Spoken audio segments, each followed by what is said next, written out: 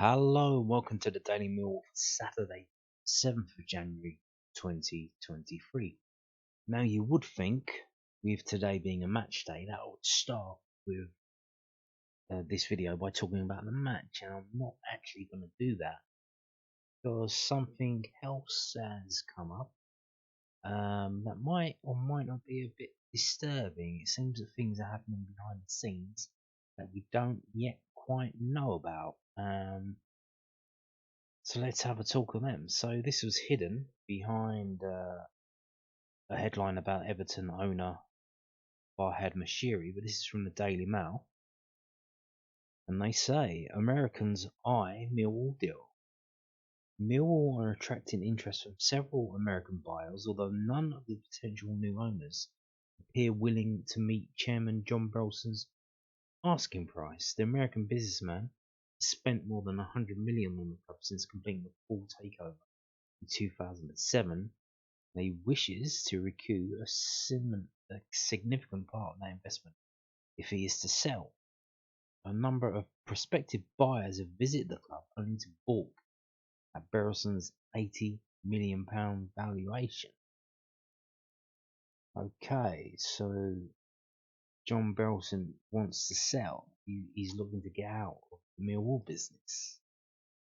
Now, seeing as it's arguable that John Berylson is our best chairman ever, and he's bankrolled the club, and he's built us up, and he's doing a lot of good things.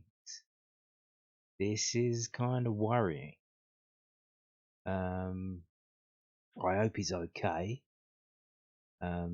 He is getting on a bit now.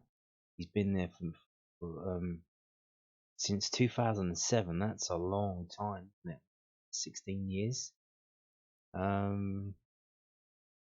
So yeah, that is a long time. You get less for murder in this country, sadly, but it seems that John Berylson is looking to sell. Now, this not that surprising if you've got your eyes open and your ears cleaned out, because in this video, I'm showing you a video I've got here now. This is the video that I did for the 21st of September 2022, and it's called Praise for Mitchell. Millwall announced new director of Millwall Holdings. So I don't know if you remember, but last round about this time, actually around about when Her Majesty the Queen passed away, Millwall holding an EGM to vote on the consolidation of shares, because they wanted to streamline the shareholding from thousands of people to literally like 30. So there's like 30 different entities that own shares in Millwall now. And one of the reasons given was to allow it for better investment. Because if the shareholding was more clear, so maybe John Berylson was trying to sell it before, and then people come and saw how messed up the shareholding situation was, and they said, well, I'm not touching over a barge pole. So now he's okay, well, we've got to do something about this thing. So maybe he's like, okay, we'll sort this out, and then we'll see if that'll help, and then that'll be more attractive to foreign investors. Also in this video, so we have a new director. I go into this. You should watch this video if you haven't. It's only had 114 views, but it could be quite an important video, as it turns out. So Millwall announced a new director, Matthew Sidman, an American Bostonian and former hedge fund manager. So he's a non-executive director. Now, he's apparently got a lot of money. So why is he coming in as a non-executive director? Could it be that he was kind of interested in John Berylson's situation? This happened. They announced this literally as they announced that the EGM vote had gone through and that the shares were consolidated. So maybe he was saying, look, I'm not touching it. The share situation is a mess. If you clear that up, I might be able to interest it and make it easier for me to get into it. So maybe he's joined the board. He's having a little sniff test. Let's see what this is about. I don't really, because he's an outsider. He doesn't really know soccer, or maybe England at all. So maybe he comes on to the board since September, so 4 months now. I don't know if he still is. I haven't checked Company's House. I don't know if Millwall's still on Company's House. So yeah, so he's been there 4 months as director. It's kind of like a trial. Like, okay, I'll see what this is about. Because £80 million is a lot of fucking money. I don't know if you knew that. It is a lot of money, and just tell you how much money it is. So let's say we've got 50,000 Millwall fans, because that was about as many as we took to fill up the old Wembley. I think it's 55, but let's say 50. Let's say they have 50,000 Millwall fans here, there, and everywhere around the world. If every one of those 50,000 Millwall fans puts in £1,000, and we all gathered it together to try and buy the club, that would only be 50 million. So that's not 80 million. And that's not certainly not the 100 million that John Berylson's put in so far. And also, why is John Berylson trying to sell? Now, he's been frustrated with the Lewisham deal. Lewisham Council, absolute bandits. Apparently not willing to have a meeting at all about developing the ground or whatnot. So maybe he's just given up. He's been there 16 years, and you can see how quickly and how easy the situation with the training ground in West Kingsdown was with Sevenoaks District Council. And you compare that to the London Council. The London Councils are all, they're just really shit, aren't they? I mean, you've got Croydon Council, billions in debt, going bankrupt. You've got Lambeth Council basically they're slum landlords. That's been confirmed in a court of law and an ombudsman. They're forced to pay compensation to someone. Suffolk Council not far behind. I mean, these councils in London are absolute shambles. And you see how easy it was with Sevenoaks District Council. And Lewisham, I mean, absolute disgrace. I mean, what is going on with they were quick to sort out the new Bermondsey development, and we're still waiting apparently for a meeting to discuss the situation around the ground. So there you go. Says all you need to know. So maybe that's not happening, because that was one way that he could get some money back. But if that's not happening, that's the only way he can get his money back is either we get promoted to the Premier League, and even then, unless we don't spend any money and break Swindon's record as being the worst club in the Premier League all time. Now, look, there's 3 relegation places. If we go up via the playoffs, the chance that we're going to finish 4th from bottom is probably like 2%, to be honest with you. So we're going to go up. We're going to get the money we're going to get the money season after being in the league, and then we're going to get parachute payments for the next, I think, 3 years. So if we take all of that and then give it to John Berylson, that's still probably not going to pay him back. But he's apparently trying to bring someone in now. Why? Like, he's apparently brought in this Matthew Sidman. So I talk about him in the video a little bit. But I went looking and I found this. This is from The Real Deal, South Florida real estate news, therealdeal.com. So, hedge funder's wife sells waterfront Miami Beach home for $13 million. Laurie Sidman bought the Allison Island house for $7.4 million in 2020. Yes. 3 years ago, they bought a house and they basically just sold it for double. So I think he knows. Well, that's his wife. I don't know if it's him or his wife, but they know they know. They're not idiots. If you can do this, this is pretty impressive. Even in Miami area. I mean, I don't know if you know about this, but after the COVID situation, obviously a lot of people in America were not happy about how things were going in their state, and they decided to leave the states that were a bit more freer. Live free, die young. USA, land of the free. Well, not really, unless you move to Texas and you move to Florida, because they are very free, and they didn't hardly bring in any COVID restrictions on the liberties of men and women. So a lot of American citizens moved to Texas and Florida, and especially Miami, and that's helped fund a real estate boom. So let's have a read of this. The wife of a bot. So let's have a look at the picture first. So that's her there.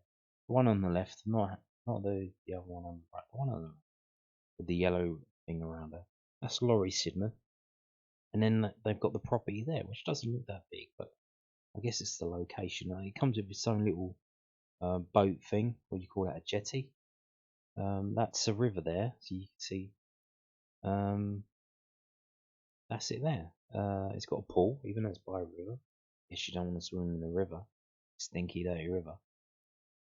And they got the address there, 6330 Allison Road, if you want to go off on the internet. This is the thing with the internet. You can type that address in.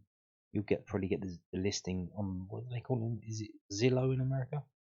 And you'll be able to see it. You'll get the there's probably a YouTube video about it, probably, as they market. That's marketing, like trying to sell the house. So the wife of a Boston hedge fund founder sold her waterfront home on Miami Beach's Allison Island for $13.3 million. Records show Laurie Sidman sold the house at 6330 Allison Road to Emery Balke, a portfolio manager for Roscommon Analytics. Roscommon is a Houston-based investment firm that specializes in energy commodity markets, according to its website. Balke financed the purchase of a $10 million mortgage from JP Morgan Chase, records show. And then they talk about the estate agents who dealt with it. Sidman is married to Matthew Sidman, founder and chief investment officer of Boston-based hedge fund Free Bays Capital, which I told you, I think they wound it up. It doesn't exist. I mentioned that in the video that I just told you about. Former chairman of Boston-based real estate investment trust Beacon Properties Corporation, Matthew Sidman's uncle, Alan Leventhal, is founder, chairman, and CEO of Beacon Capital Partners and USA ambassador to Denmark. So Matthew Sidman, the man who is a non-executive director on the Millwall board, his uncle is US ambassador to Denmark. Okay, does that mean anything? I don't know. So why isn't he buying a club in Denmark? Matthew Sidman flipped an Allison Island for $9.1 million last year in partnership with Michelle Simpkins. So he had a house on the island in his name, and he flipped it for 9.1 million. I don't know if that's profit. I didn't click on that. It goes to a story. I don't know if that's the selling price. I don't know what they bought it for. I couldn't be bothered to look. Laurie Sidman bought the Allison Road house for $7.4 million in 2020, records show. The 5,500 square foot home built in 1952 has 6 bedrooms, 6 bathrooms, and 1 half bathroom. For any midgets in your house. According to property records, the 0.4 acre property has 75 feet of water frontage, a dock, jet ski lift, and saltwater pool. According to the listing, Sidman renovated the house, the listing show. Miami Beach's Allison Island, blah blah blah, blah blah blah blah. Okay, so there you go. So this is what they're doing. They've just liquidated a house in Miami because it's worth twice as much as they paid for it. Only 3 years later. What does that mean? I don't know, but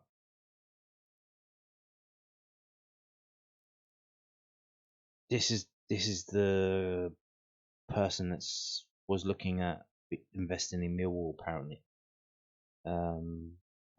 So I don't know. Now we move on to this, not the game. Well, we're not at the game yet. We've got one last thing before we get to the game. This is from GameOfThePeople.com. Now Millwall's accounts came out the other day. Didn't cover it because there's a lot to go onto it. There's a lot waiting for someone to summarise it, and we've got that here now from GameOfThePeople.com, a blog about football finances. It looks like so. The effect of the pandemic on football clubs may be subsiding, but the EFL Basketball Championship remains a division treading on the edge of a volcano. Wages are perilously high, and clubs are very dependent on their owners to ensure they remain a going concern. That probably explains why they're like trying to force strong arm the Premier League into paying them more money for doing nothing. Millwall announced their 21-22 financial figures, and the good news was a 50% increase in turnover, from 12.5 million to 18.6 million. The return of the fans to home games at the Den meant their matchday income went up by over 400% to 5.8 million. 2021 was 1.4 million. Now here's the thing, because of COVID, doing year-on-year comparisons is basically dead in the water for the next year or so. You can't do that. This year is the first year. 21-22 is the first solid year since all that. And then next year we can do year-on-years compared to this.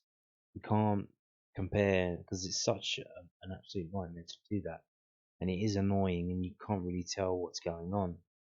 But that's how it is. I mean, you can't do year-on-year comparisons when everything was shut down. The main driver of the growth, like you see what it says, like 400%. Like, yeah, of course, like, yeah, because everything was shut down. The main driver of the growth of overall revenues, the average gate at the Den, which is 30 years old in 2023, has yet to return to pre-COVID levels, but they are not far off now. Mill's fan base is renowned for its intense loyalty as well as its heated passion. The other main streams remained stable in 21-22. Broadcasting came in at 9.1 million, so we got 9.1 million from broadcasting.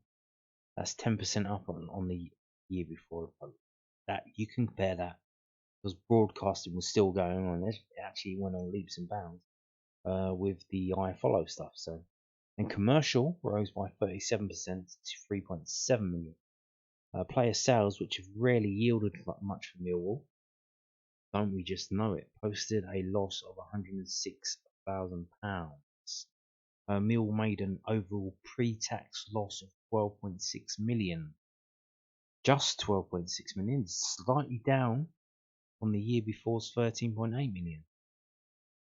So if you're looking for a reason why John Berylson wants to sell, there it is, losing 12.5 million every year and having to cover that. That's not sustainable, is it? I mean, compared to many clubs at Millwall's level, their losses are relatively modest.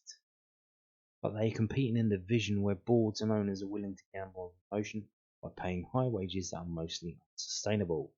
Millwall are one of the lowest cash generators in the Championship, so it's a major challenge to compete with opponents who are just out of the Premier League. They are also operating in a city awash with football clubs. The club's neighbourhood, which is a very, very demographic, has a relatively high poverty rate. How dare you, sir? Mill have lost money every season for the past decade. There's another reason why Mr. John Berylson might want to sell up. In fact, the last time the club turned a profit before tax was in 2002. And who was the chairman during that time? Mr. Theo Vites. Losses have widened in the past 3 years for obvious reasons, but net debt came down slightly in 21-22 to 15.4 million. So revenues was 18.6 million, P&L pre-tax was 12.6. The wage bill was 22.3 million. Ouch! Well, we've just lost a massive amount on the wage bill. His name being Benica Fobi, so the average gate was 12,998. And there you go, the owner, Chestnut Hill Ventures, USA. Mill's wage bill went up to 22.3 million from 20.8 million, representing 120% of income. That is insane. That is insane. This was a substantial improvement on 2021 when the ratio hit 167%. Over the past 10 years, Mill's wages have doubled, while revenues have gone up by 45%. The club currently has a relatively small squad compared to its peers, but is also committed to developing its own talent. Of the 41 contracted players across all levels, 22 have emerged from the youth academy. In 21-22, transfer market activity was modest, with Mill adding experience to the squad in the form of George Long and George Saville from Middlesbrough and Scott Malone from Derby County. Mill have come through the pandemic, and in 22-23 they are enjoying a reasonable season which could see them make the playoffs for a place in the Premier League. That would be a considerable achievement for the club and for manager Gary Rowett. Indeed. So, like I say, you would think if John Berylson has been wanting to sell for a while now, why did he shell out all that money for Zion Fleming? Is he going to shell out money now into the January transfer window for another striker? Because it seems, according to that Daily Mail story, that he's actively seeking buyers from America. So I think it's exclusive. He's trying to find someone that he knows and convince them, hey, do you want to take this on?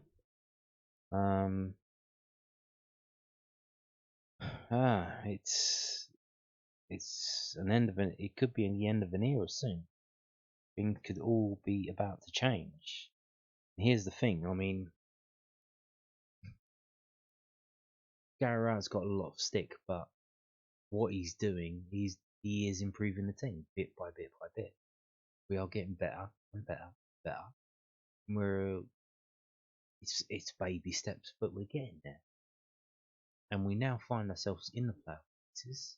We were as high as fourth in the table. We're now sixth. It's a bit of a bum fight because there's 15 teams going for the playoff places.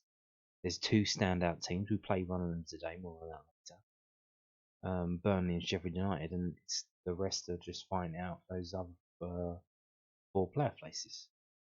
And we're definitely in that fight now. But you get the feeling that if we don't get in those playoff places this time round, if it doesn't happen, like last year we finished 9th, if we finish 8th or 7th,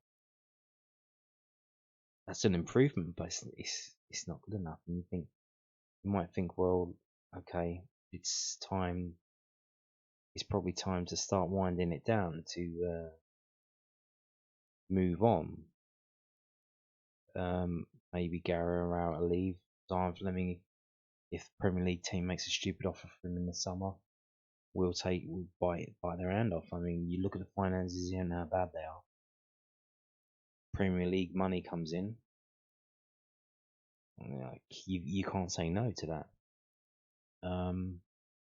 So you do get the feeling it's do or die this season. We don't get in the playoffs, and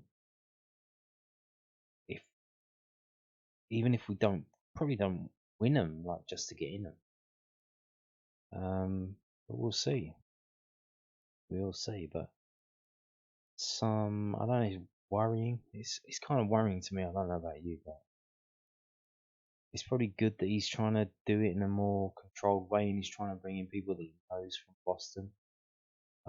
So we'll see about that. Now let's get to the game today. Finally, after 25 minutes of me blathering on, Millwall exit Emirates FA Cup. If you didn't know, yeah, we lost 2-0. Millwall exited stage left the Emirates FA Cup at the third round stage on Saturday afternoon as Sheffield United were 2-0 winners at the Den. First half goals from Daniel Jefferson and Jaden Bogle sent the Blades through to round 4 in the C16. This is the match report from millfc.co.uk. By the way, Mill boss Gary Rowett opted to name the likes of Charlie Cresswell, Jamie Shackleton and Mason Bennett in the starting 11 for the visit of the Blades, whilst Romain Esse and Ryan Leonard took places on the substitutes bench.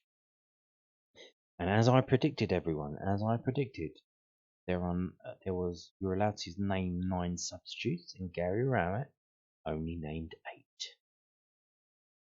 which is probably all we got, to be fair. Could have put Hayden Muller on the bench, but I mean, they're looking to offload him, so that would be a bit hypocritical, wouldn't it? The first effort of the game went the way of Sheffield United, but Iliman Ndiaye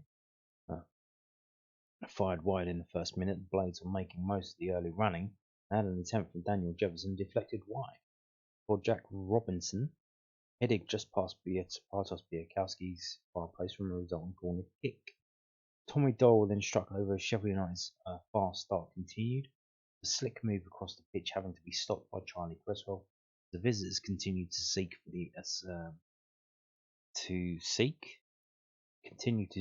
the opener with 21 minutes on the clock.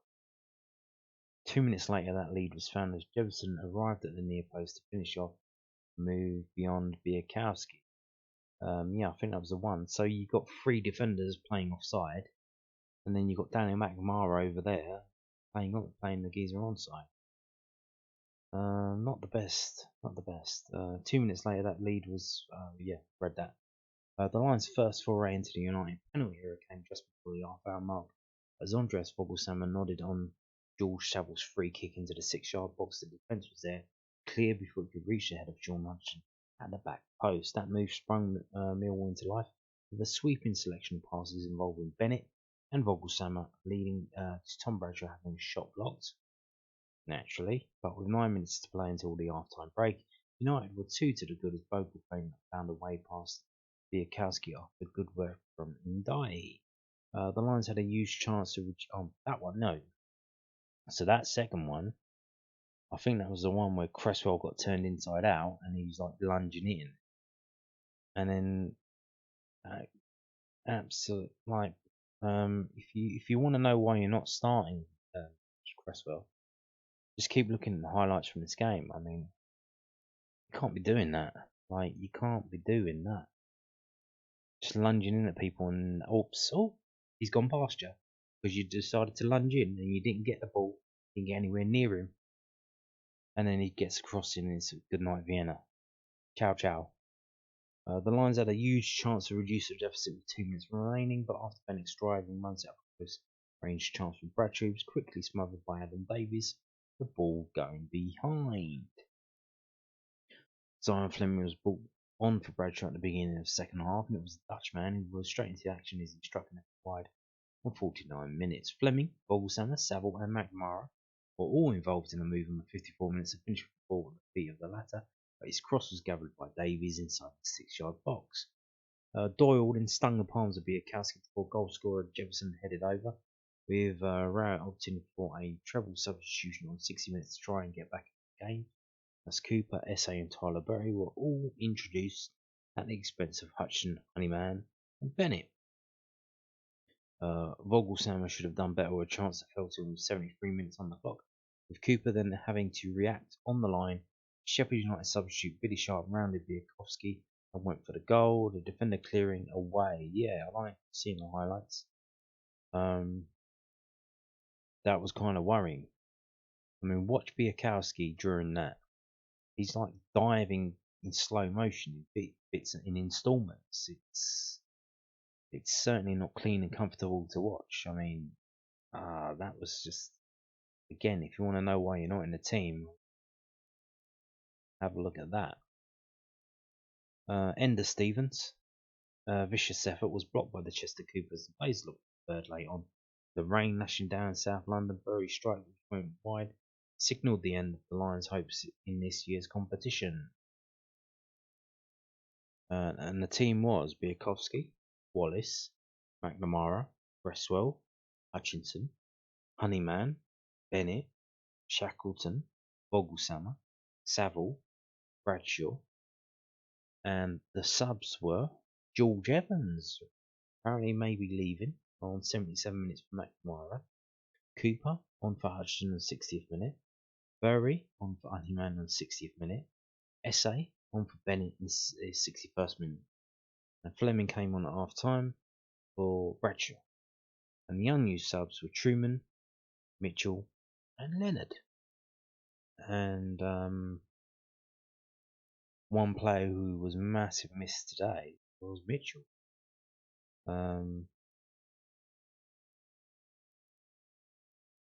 Where if you got to think that Fleming's probably one of the first names down on the team sheet,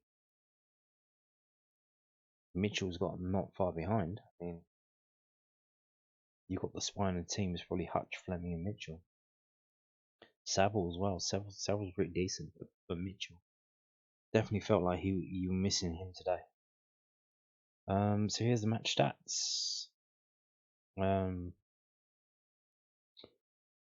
Yeah, the attendance was 7,268, which isn't bad. That's not bad actually. I don't know why. Probably the cheap tickets.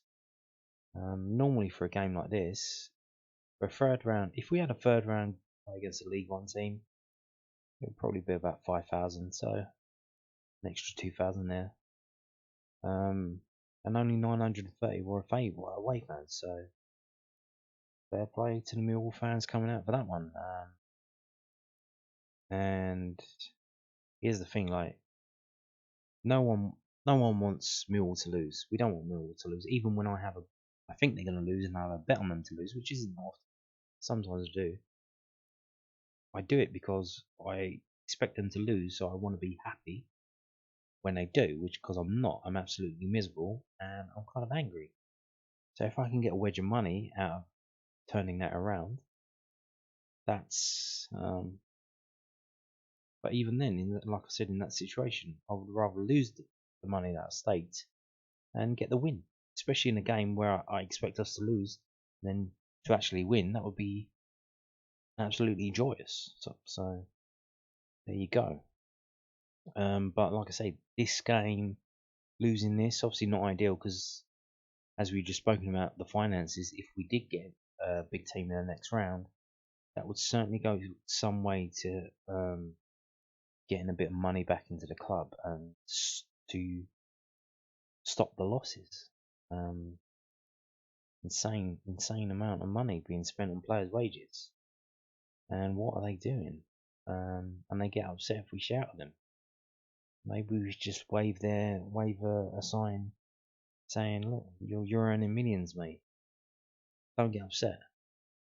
You're a fucking millionaire, and we are not. And all of you together are costing this club £20 million in wages a year.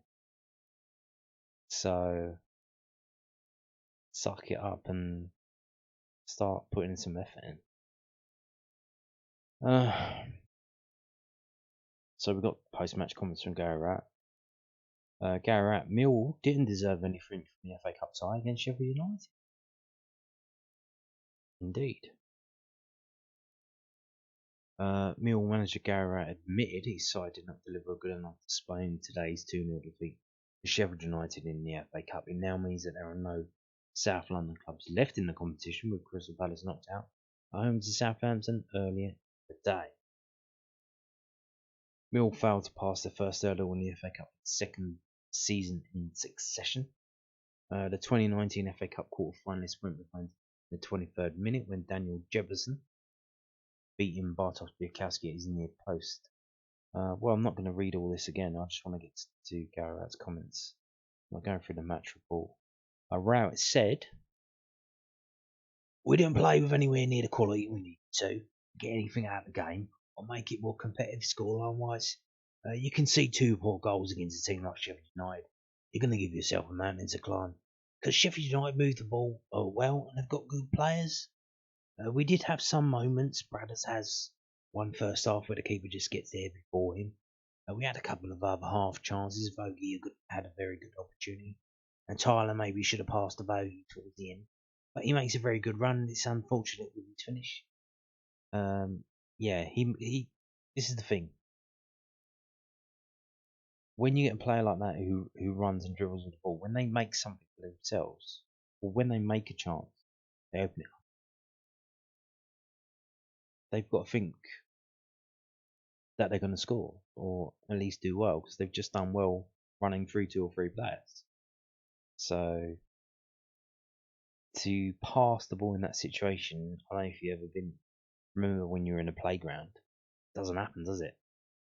Doesn't happen. If someone's just dribbled past 2 or 3 players, they're going to go for the worldly. That's how it goes. To get a goal back might have made the end of the game quite interesting, but I didn't feel the performance deserved to do that. We were poor, and I'm disappointed because we wanted to get through to the next round. I don't know why Millwall didn't click.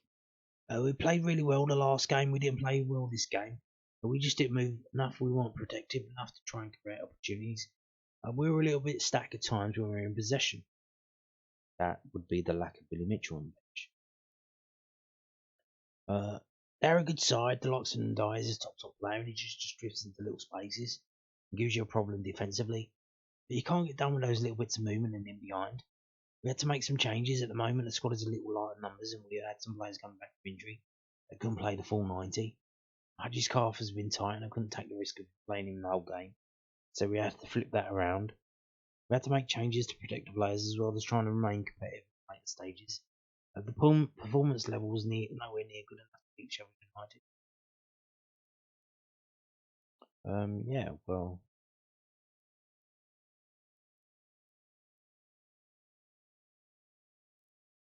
I mean, you made the changes, which is fair enough. So how can you make the changes and expect to win? They're a very good team. So now we go to this. Is Tom Bradshaw injured? Why did he get subbed at our time? Obviously, they're asking him, what happened? Is he injured? As if he's injured, we are up Poo Poo Creek without a paddle. The striker started the Lions' last 7 championship matches. Garrett has confirmed that Tom Bradshaw's substitution against Sheffield United was not due to injury. Oh, thank God for that. The striker started today's FA Cup tie against the Blades, but he was brought off at half-time for Zion Fleming, Andreas Vogelsam moving up front and George Honeyman playing on the right flank. The substitution was done purely to rest Bradshaw, who is the only out-and-out striker at the club after Ben Kafovi's departure in midweek. It's not ideal to go in a game that way, but Bradders at the moment is our only main striker, right at the mid after the 2-0 defeat. Again, it's a situation where I couldn't afford to lose him for any reason. We didn't think it massively weakened us because we could shuffle it around a little bit, but it wasn't ideal. It's the same reason I didn't start Zion, probably the same reason that Paul didn't start Sander Burge. It's one of those where you want to be competitive, you don't want to risk one of your players you can't afford to live without. We've only made 4 changes, and all 4 of those players have played regular football for us this year. I expected a better performance, especially in the first half. Well, here's the thing. So at half time, we're 2-0 down. We don't want to replay. So you're going to have to score 3 goals, and the likelihood of that is it's not going to happen, is it? So by then, like, the game's done and dusted. Done and done. That's it. They did a job on us, and they did us. And you knew it was going to be a defeat because you didn't want to score 2 goals and then end up having a replay, which replay would have been between. So this is what would happen if we would have drawn this game. We would have had to play Middlesbrough away on the 14th, Sheffield United away on either the Tuesday 17th or the Wednesday 18th, and then Cardiff away on the 21st. So we would have 3 away games in a row. which was an absolute nightmare for us in terms of league positions. We really didn't want to do that. So once it got to 2-0, that was it. Good night, Vienna. Game over. Because we're not going to score 3 goals, and you don't want to score 2, and you could probably score 1. But yeah, that was it. So talking of games in the future, now the 4th round proper of the Emirates FA Cup 2022 to 2023 takes place on Saturday, the 28th of January 2023. Got that? It's Saturday the 28th. Now, we're not in the 4th round proper because, as you've just heard, we've been knocked out in the 3rd round. But we do have a game scheduled for Saturday the 28th. Who is that against? It's against Burnley. So, are Burnley in the 4th round of the FA Cup? Yes, Burnley are in the 4th round of the FA Cup. Because Burnley, basically champions elect of the Championship, they ended up going to a Premier League team and beating them 4-2. So I think it's safe to say that Burnley are a Premier League team in name, not in name, in spirit. They're just playing in the Championship for now, and they'll be in the Premier League next year. So yeah, they're in the 4th round. So you know what that means? Do you know what that means? This game here, the one against Burnley at the Den, will be postponed from Saturday the 28th, and it will now be a midweek game. Isn't that fantastic? We get to play the best team in this league at the Den in a night game, which kind of helps us out, evens up our chances, because playing a night game at the Den the fans love it. I'm sure the fans will turn up for this game, especially if it's a night game. It should be a decent atmosphere. Might even be on Sky. So we will see. Now I don't know if tickets were on sale or if they haven't put them on sale yet, but there's no buy tickets button there. So yeah, don't buy your train tickets yet. That game's not happening. That game's going to be postponed. Burnley are in the 4th round of the FA Cup, which takes place on Saturday the 28th of June. So we'll have to play them in a midweek game. Fantastic. And it will give you a weekend off. If you want to have a weekend away, 30 weekend away with your missus, Saturday the 28th of January it is. There you go. Go get it. Yeah, and on that note, thank you for watching and goodbye.